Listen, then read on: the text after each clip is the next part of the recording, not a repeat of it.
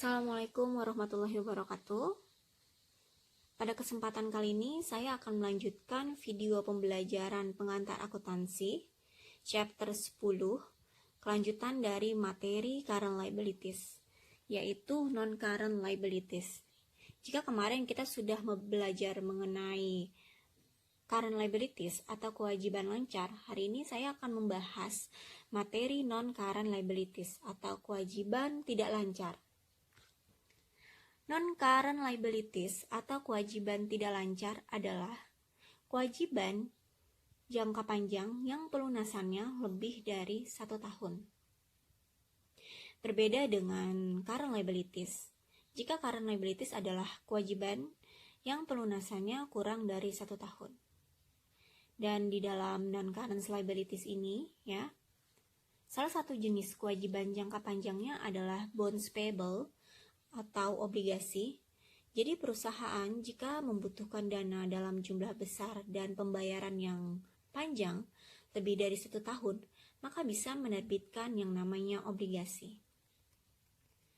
Di sini penjelasannya, penerbit obligasi adalah sebagai peminjam atau debitor. Jadi nanti ketika saya mengatakan penerbit obligasi, perusahaan menerbitkan obligasi, maka teman-teman langsung melihat langsung mengilustrasikan bahwa ada di posisi sebagai seorang peminjam atau seorang debitor. Kemudian, pemegang obligasi adalah kreditor atau pemberi pinjaman. Namun dalam prakteknya, kita biasa menyebutnya sebagai investor. Sekali lagi, penerbit obligasi adalah peminjam atau debitor. Pemegang obligasi adalah kreditor atau investor atau pemberi pinjaman. Bonds payable atau hutang obligasi adalah surat tanda berhutang yang dikeluarkan perusahaan yang berisi kesanggupan membayar pokok pinjaman pada tanggal jatuh temponya serta membayar bunga secara teratur pada setiap interval waktu yang telah disepakati. Jadi, kalau perusahaan ingin meminjam uang, perusahaan membutuhkan dana, perusahaan bisa menerbitkan yang namanya obligasi. Dan perusahaan yang menerbitkan obligasi tersebut diwajibkan untuk membayar interest atau bunga kepada si pemegang obligasinya. Yang mana pembayaran bunganya tersebut dilakukan secara berkala, misalnya 6 bulan sekali atau 1 tahun sekali. Kemudian ada beberapa keuntungan ketika perusahaan menerbitkan obligasi dibandingkan dengan ketika perusahaan menerbitkan share ordinary atau saham biasa. Saham pengertian dari saham itu sendiri adalah surat berharga yang menunjukkan bagian kepemilikan atas suatu perusahaan. Jadi saham adalah surat kepemilikan suatu perusahaan. Ada 3 keuntungannya ketika perusahaan menerbitkan obligasi dibandingkan dengan saham. Yang pertama adalah shareholder control is not effective. Jadi kendali pemegang saham tidak berpengaruh. Kenapa? Karena ketika perusahaan menerbitkan obligasi, maka tentunya tidak akan berpengaruh terhadap jumlah kepemilikan saham atau kepemilikan perusahaan. Kemudian yang kedua, tax saving result.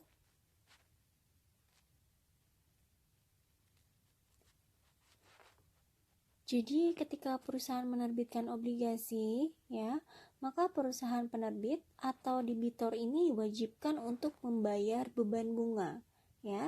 Yang mana beban bunga tersebut dapat meminimalkan beban pajak yang akan dibayar perusahaan kepada pemerintah. Kemudian yang ketiga, ketika perusahaan menerbitkan obligasi, tentu earning per share-nya akan lebih tinggi. Berikutnya adalah tipe dari obligasi. Tipe dari obligasi itu ada 2, secured bond dan unsecured bond. Tentu dari istilah ini teman-teman bisa tahu ya, secured bond adalah obligasi yang dijaminkan dengan aset perusahaan, dan unsecured bond ini adalah obligasi yang tanpa jaminan. Berikutnya ada obligasi yang dapat ditukar dengan saham ya. Ini termasuk ke dalam convertible bonds ya. Jadi obligasi yang dapat dikonversi menjadi saham atau surat kepemilikan perusahaan. Jadi mulanya investasi ini dalam bentuk obligasi. Kemudian perusahaan bisa mengkonvert ya, tentunya dengan ketentuan tertentu ya, menjadi surat kepemilikan saham. Surat kepemilikan perusahaan atau saham. Berikutnya adalah collectible bonds atau callable bonds ya. Callable bonds ini adalah obligasi yang dapat ditebus sebelum jatuh tempo. Misalnya, perusahaan penerbit obligasi menerbitkan obligasi dengan jatuh tempo pelunasan 20 tahun. Nah, pada tahun ke-10 si penerbit ini mau melakukan pelunasan gitu ya, mau melakukan penebusan karena mungkin sudah ada dananya atau berat membayar bunga. Maka perusahaan penerbit bisa melakukan penebusan ya, disebut dengan callable bonds.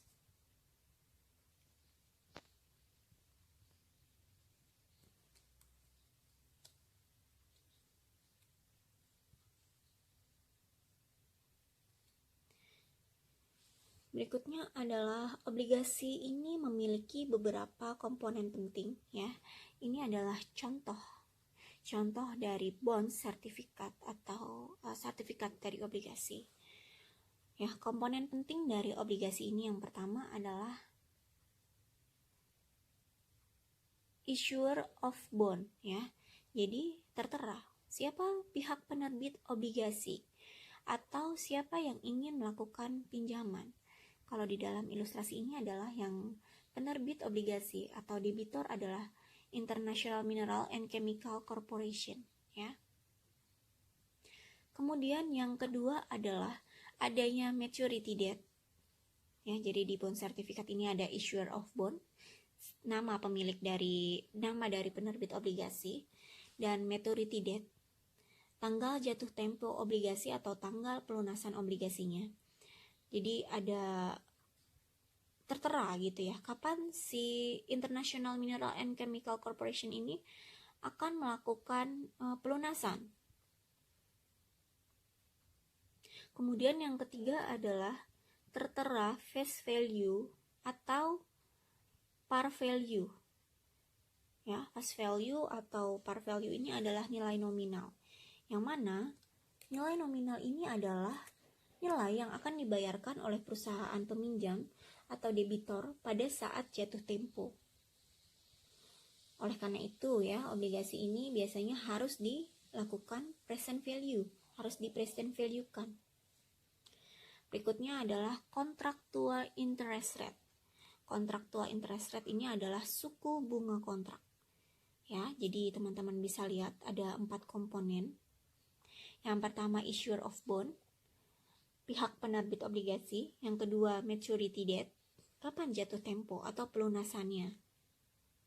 Yang ketiga face or par value, nilai nominal. Nilai nominal ini adalah nilai yang akan dibayarkan oleh si perusahaan peminjam. Yang keempat adalah contractual interest atau suku bunga kontrak. Jadi komponen-komponen ini tentu harus ada di dalam sertifikat bonds.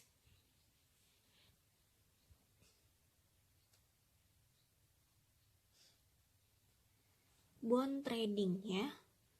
Yang pertama, obligasi ini bisa diperdagangkan di bursa efek. Kemudian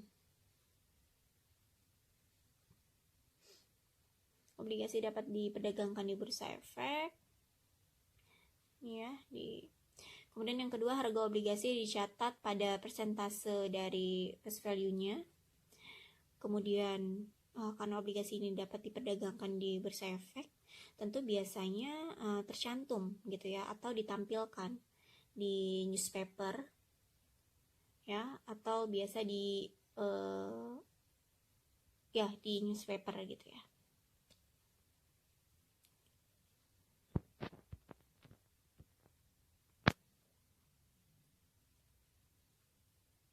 Kemudian kita dapat menentukan nilai pasar obligasi, ya. Determine the market price of a bonds. Yang namanya obligasi ini kan bisa dijual dengan harga nominalnya, face value-nya, atau dijual dengan harga diskon. Harga diskon ini adalah lebih kecil dari nilai nominalnya, atau dijual dengan premium, lebih tinggi dari nilai nominalnya. Yang dimaksud dengan dari market price atau harga pasar ini adalah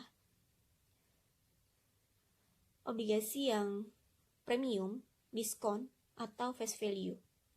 Ya, jadi ada 3 pertimbangan gitu ya. Yang pertama pertimbangannya adalah the dollar amount to be received. Jadi jumlah uang yang akan diperoleh investor atau pihak yang meminjamkan uang ya. Berapa bunga yang dibayarkan secara berkala dan pembayaran pokoknya pada saat jatuh temponya itu berapa. 2 hal ya. Jadi jumlah uang ini ya ada pokok dan juga ada interestnya. Nah, interestnya inilah yang dapat menjadi pertimbangan. Interest dan pokok itulah yang akan menjadi pertimbangan. Kemudian yang kedua, lama jatuh tempo, ya. Lamanya jatuh tempo atau pelunasan. Kemudian yang ketiga ada market rate of interest. Jadi rate bunga pasar atau market rate-nya.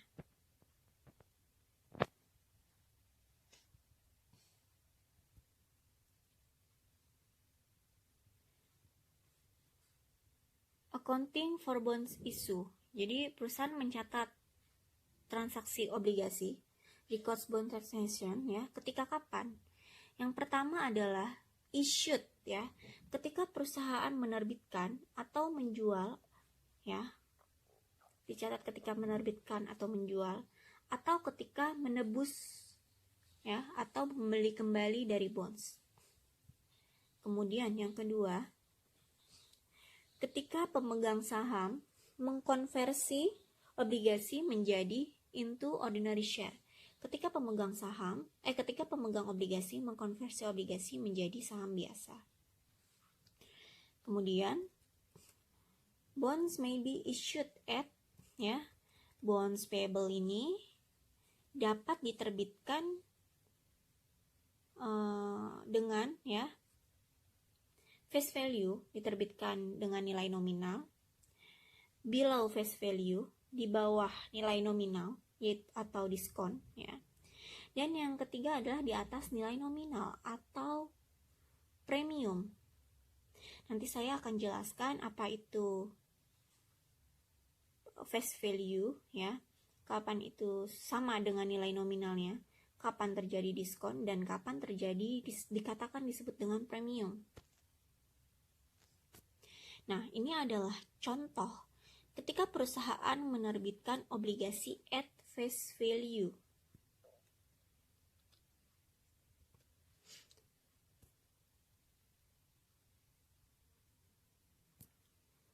Ilustrasi pada soal ini adalah yang pertama, pada tanggal 1 Januari Candlestick issued 100.000 menerbitkan obligasi 100.000 ya, dengan jatuh tempo 5 tahun. Obligasi dengan bunga 10% at 100 ya, ini artinya adalah obligasi tersebut laku dengan 100% nilai nominalnya. Jadi di sini si Candlestick menerbitkan obligasi. Ketika menerbitkan obligasi, maka Candlestick ini meminjam uang sebagai sebagai debitor ya. Ketika meminjam uang, maka kita menjurnalnya pada tanggal 1 Januari adalah ketika meminjam uang ya, maka si Candlestick ini tentunya menerima uang ya. Menerima uang posisinya di debit cash 100.000 pada bonds payable 100.000 ya. Karena di sini kenapa nilainya 100.000? Karena di sini ya obligasi diterbitkan at 100% face value. Jadi nilai yang diterbitkan ya dengan yang laku atau dengan yang didapat dari si kreditor itu sama nilainya. Jadi makanya nilainya di sini cash 100.000 dan di bonds payable-nya juga 100.000.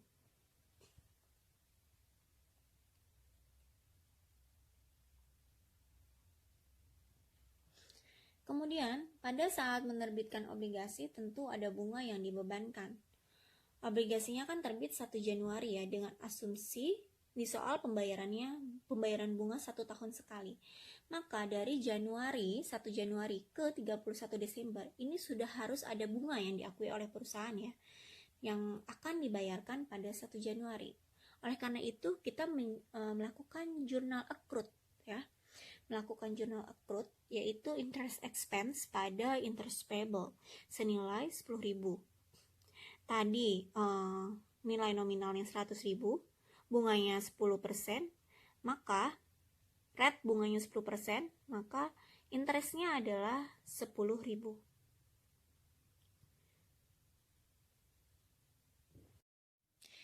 Kemudian bagaimana jurnal candlestick pada tanggal 1 Januari 2018 ketika melakukan pembayaran atas interestnya pada tanggal 1 Januari 2018. Pada saat melakukan pembayaran atas interest pada tanggal 1 Januari 2018, tentu cash dikredit senilai 10.000 dan hutang bunga berkurang ya. Hutang berkurang di debit senilai 10.000.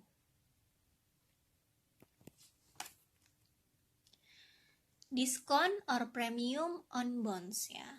Tadi kita sudah belajar ketika bonds diterbitkan sesuai nilai face value-nya.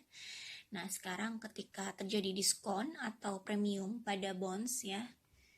Jadi, ketika kontrak rate nih ya. Jadi, ketika bond kontraktual interest ya, rate kontraktual bonds yang ada di sertifikat itu 10% dan bunga pasar ya, atau bunga pasar ini artinya adalah return yang diminta oleh pemberi pinjaman ya, itu 8%, maka bonds ini diterbitkan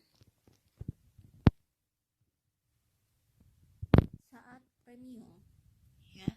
Jadi bunga kupon ya, bunga kupon lebih besar atau lebih tinggi daripada bunga pasar disebut dengan premium.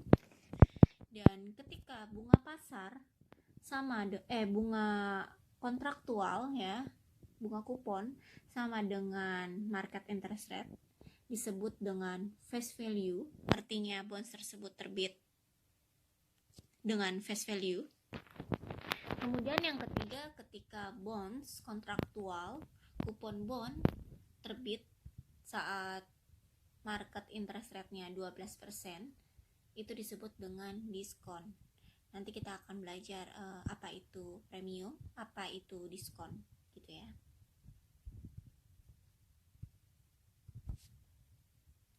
Nah, kemudian ini ada ilustrasi soal ya, ketika bonds diterbitkan dengan nilai diskon ya. Jadi obligasi ya, sebelumnya saya mau bahas sedikit tentang apa sih diterbitkannya saat diskon tuh maksudnya apaan gitu ya. Jadi obligasi yang dijual dengan harga diskon ini artinya adalah jumlah kas yang diterima penerbit obligasi ya pada saat penerbitan lebih kecil dari nilai nominal yang harus dibayar pada saat jatuh tempo. Dan selisih tersebutlah yang disebut dengan diskon dan merupakan tambahan biaya pinjaman yang ditanggung si penerbit obligasi. Kita langsung ke ilustrasi contoh soalnya ya. Diasumsikan pada tanggal 1 Januari 2017 Candlestick menjual obligasi senilai 100.000 dengan jatuh tempo menjual obligasi senilai 100.000 dengan jatuh tempo 5 tahun, kemudian laku di pasar nilainya adalah 98.000 ya, artinya ini lebih rendah ya. Kan nilai nominalnya ini 100.000 tapi lakunya cuma 98.000 ya. Sehingga inilah yang dimaksud dengan diskon. Dan diskonnya ini adalah selisihnya ya. Kemudian di sini bunganya ada 10%. Dan bagaimana jurnalnya pada saat penerbitan? Jurnal pada saat penerbitan di tanggal 1 Januari, karena si candlestick ini nerbitin ya, ngejualnya di 1 Januari ya, maka pada saat penerbitan tentu menerima cash ya senilai 98.000 dan hutang bertambah di kredit senilai 98.000. Nilai yang diterima ya, nilai yang terrecord pada saat penerbitan dari obligasi ini adalah nilai yang diperoleh ya. Nilai yang diperoleh di sini berapa? 98.000 ya. Bukan nilai pada saat pelunasan ya. Perhatikan nilai yang dicatat adalah nilai yang 98.000. Jadi saya ulangi ya, ketika obligasi diterbitkan dengan diskon, maka implikasinya adalah pada saat jatuh tempo perusahaan penerbit ini membayar 100.000 ya. Namun uang yang akan diterima oleh si perusahaan penerbit pada saat menerbitkan obligasi adalah di bawah nilainya, yaitu 98.000.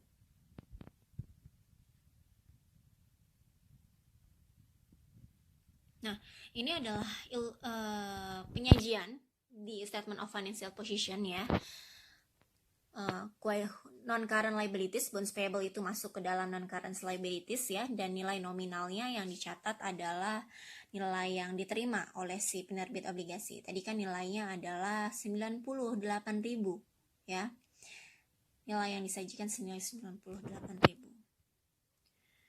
Kemudian total cost of borrowing ya. Berikutnya adalah cost of borrowing. Jadi ketika perusahaan menerbitkan obligasi dan memperoleh dana, maka ada sejumlah dana yang akan dikeluarkan oleh perusahaan ya. Jadi mungkin ya sama aja ketika kita mau minjem ke bank gitu kan, meskipun kita minjem kita dapat duit, tapi kan ada biaya-biaya yang harus kita keluarin gitu ya. Biaya pinjaman ini ya pada obligasi adalah selisih antara kas yang diterima dengan pembayaran yang akan dilakukan di masa depan, yang harus dibayarkan oleh si penerbit obligasi ya. Tentunya yang harus dibayarkan oleh si penerbit obligasi tentunya adalah bonds ya, pokok hutangnya ya 100.000 ya, nilai pada saat nilai nominal yang pada saat jatuh tempo yang harus dibayar yaitu 100.000. Kemudian tentunya obligasi itu ada bunganya ya. Tadi di contoh soal jatuh temponya adalah 5 tahun ya. Bunganya adalah 10% karena tadi 100.000 dikali dengan bunganya adalah 10.000 karena tadi 100.000 dikalikan dengan 10%. Jadi di sini interest yang harus dibayar adalah interest paymentnya 100.000 dikali 5, 10.000 dikali 5 ya. Jadi annual interest paymentnya adalah 50.000. Sehingga total yang wajib dibayarkan pokok ya, pokoknya 100.000 plus bunganya 50.000 adalah 150.000. Kemudian kita kurangi dengan kas yang diterima dari si pemegang obligasi atau investor atau si pihak yang memberikan obligasi. Berapa di sini? 98.000 ya. Sehingga total cost of borrowing, biaya yang dikeluarkan oleh sehingga biaya yang dikeluarkan atas pinjaman ini adalah 52.000 ya. Jadi ya si penerbit memperoleh pinjaman 98.000 ya dan mengeluarkan biaya sebesar 52.000. Ini amortisasi dari bond diskon ya. Nanti kita akan pelajari di video berikutnya. Kemudian adalah ketika bonds diterbitkan pada saat premium gitu ya. Obligasi yang dijual dengan harga premium artinya adalah jumlah kas yang diterima penerbit obligasi pada saat penerbitan lebih besar dari nilai nominal yang harus dibayar pada saat jatuh tempo. Nah, selisih tersebutlah yang dimaksud dengan premium. Jadi kita mengacu kepada ilustrasi sebelumnya. Tapi kalau ini bondnya, tadi kan bondnya laku 98.000 ya, maka disebutnya dengan diskon. Tapi di sini bondnya laku senilai 102.000 ya. Artinya si penerbit obligasi ini memperoleh nilai nominal yang lebih besar daripada nilai yang harus dibayar pada saat pelunasan atau jatuh tempo. Maka obligasi diterbitkan saat premium, at premium gitu ya. Ketika menerbitkan obligasi tentu memperoleh cash ya dan mengkredit bonds payable. Nilainya berapa? 102.000 ya. karena di sini ilustrasinya adalah bondsnya laku senilai 102.000. Kemudian ini adalah penyajiannya, penyajian di statement of financial position. Tentu bonds payable masuknya ke dalam non current liabilities, dan nilai yang tersaji adalah nilai yang diperoleh si penerbit obligasi. Tadi nilainya 102.000 ya. Kemudian ada total cost of borrowing ya. Biaya pinjaman jika obligasi dibayar dengan premium, sama seperti pada saat diskon ya, tentu kita membayar principal at maturity-nya 100.000 tadi kan ya, bunganya 50.000 ya, sehingga uang yang dibayarkan perusahaan pinjaman adalah 150.000. Kemudian kita kurangi dengan yang dikeluarkan oleh perusahaan. Yang dikeluarkan oleh perusahaan adalah senilai 102.000. Kita kurangi dengan cash receive ya. Kita kurangi dengan kas yang diterima oleh perusahaan. Kas yang diterima oleh perusahaan adalah 102.000. Maka total yang dikeluarkan pada si peminjam, pada si penerbit obligasi adalah 48.000 ya. Biayanya, total cost of borrowing-nya ini bisa dilihat lebih rendah ya pada saat premium dibandingkan dengan pada saat diskon. Kalau pada saat diskon tadi kan total cost of borrowing-nya adalah 52.000 ya. Tapi kalau pada saat premium ya, maka nilainya itu lebih rendah cost of borrowing-nya, biayanya senilai 48.000.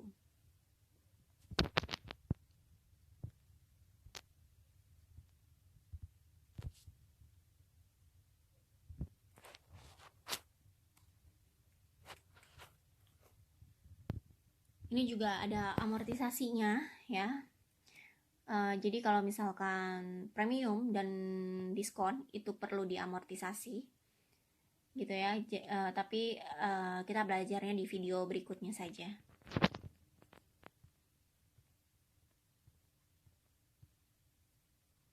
Kemudian ada yang namanya pelunasan obligasi ya.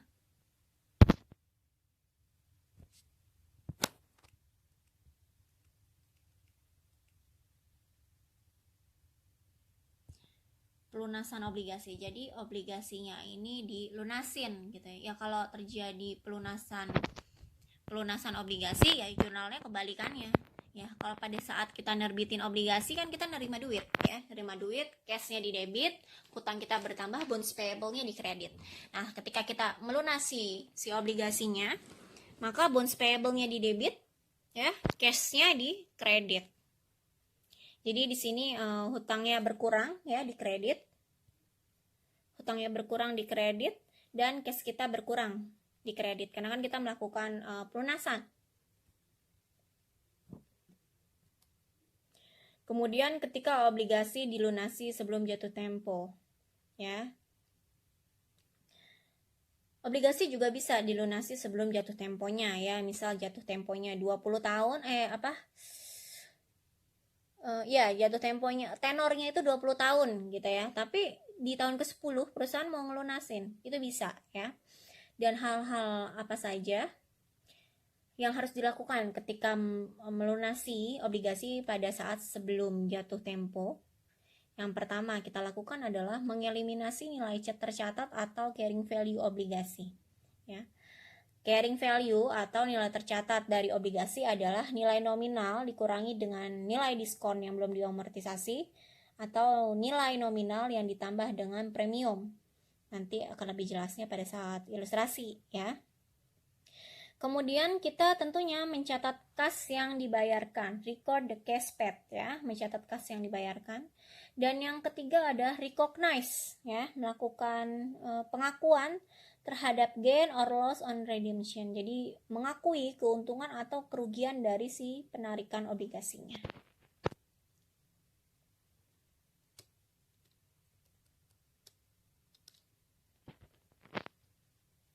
Nah, ini kita langsung ke illustrationnya.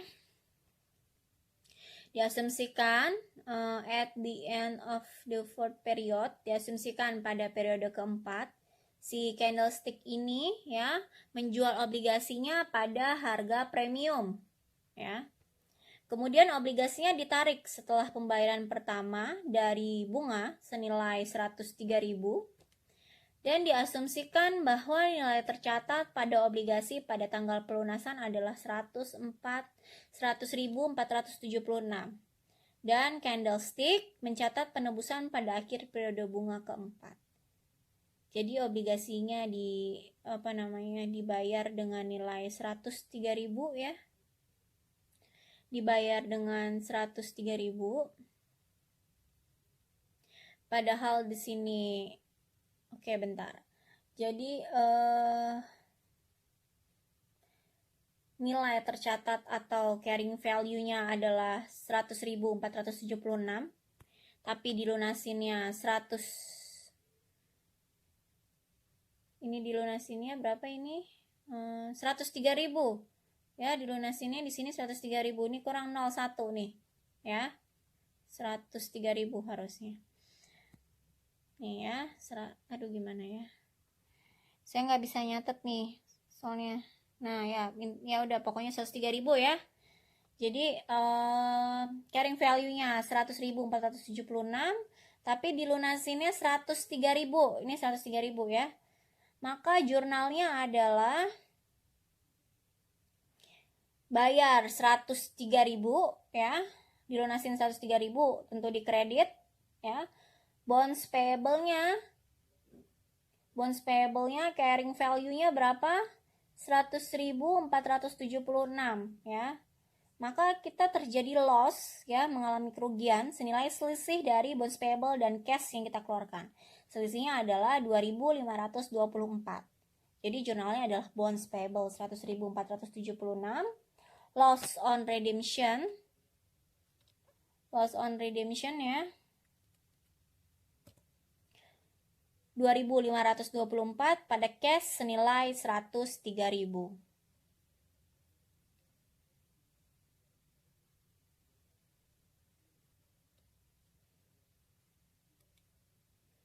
Kemudian accounting for long term notes payable ya. Akuntansi untuk pinjaman jangka panjang, salah satunya di sini adalah notes payable ya. Long term notes payable atau hutang wesel jangka panjang adalah hutang wesel yang karakteristiknya ini hampir sama dengan notes payable atau hutang wesel ya. Yang membedakan hanya jangka waktunya aja. Kalau long term notes payable ya udah pasti kalian tahu ya, pelunasannya itu lebih dari 1 tahun. Contohnya itu apa? Ya, mortgage atau hipotek dengan adanya jaminan aset atas pinjaman yang diberikan. Di Indonesia contohnya adalah KPR, kredit pembelian rumah ya. Terus kemudian prasyarat debitor atau orang yang meminjam, persyaratan dari si debitur ya, atau orang yang meminjam mengharuskan pembayaran angsuran selama jangka waktu pinjaman ya. Mengharuskan pembayaran angsuran selama jangka waktu pinjaman nih. Borrower to make installment payment ya over the term on the loan ya. Kemudian setiap angsurannya terdiri dari apa aja ya?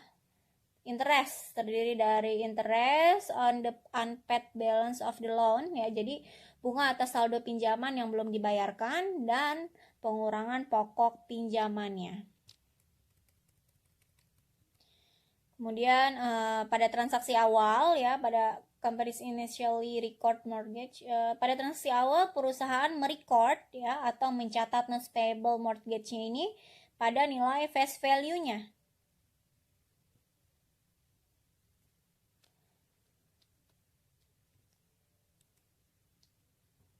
Sini ada contohnya ya, Mangkok Ltd menerbitkan mortgage notes senilai 500.000, bunga 8%.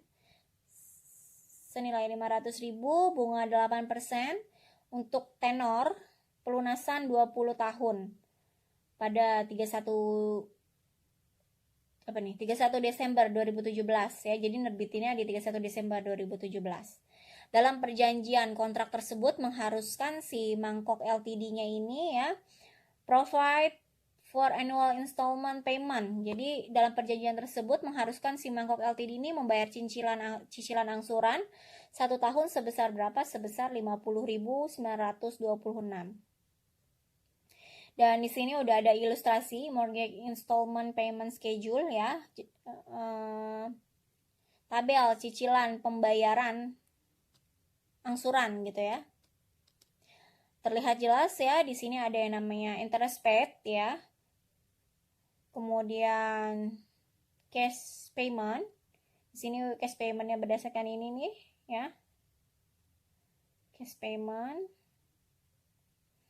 Terus ada interest expense. Ya, reduction on of principal dan ada principal base. Jadi terlihat jelas ya bahwa setiap angsuran mengandung beban bunga ya, mengandung beban bunga dan juga pengurangan pokok pinjaman. Jadi di angsuran pertama adalah 50.926 dan ada beban bunganya 40.000. 40.000 ini diperoleh dari mana? Prinsipalnya itu kan 500.000 ya, prinsipalnya 500.000 dikalikan dengan 8% ya, 8% sehingga interest expense-nya 40.000. Kemudian ada pengurangan pinjaman pokok 10.926 diperoleh dari prinsipal ya, prinsipal dikurangi dengan 10.926 ini dari cash payment dikurangi dengan interest expense ya.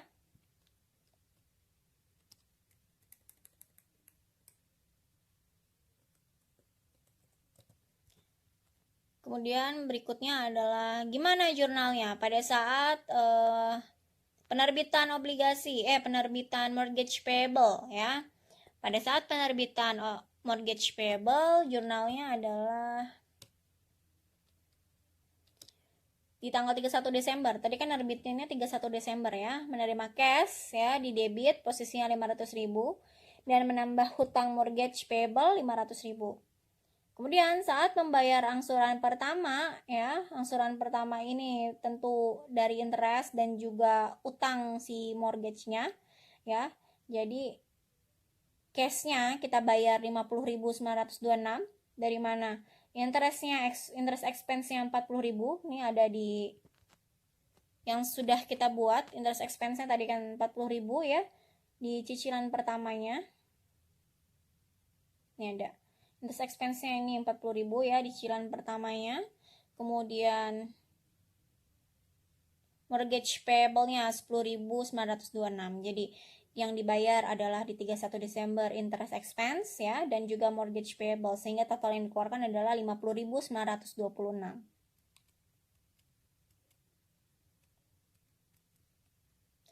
Oke teman-teman, segini dulu pembahasan dari current liabilities ya. Nanti kita akan lanjut ke video berikutnya. Terima kasih, semoga bermanfaat. Kurang lebihnya mohon maaf. Wassalamualaikum warahmatullahi wabarakatuh.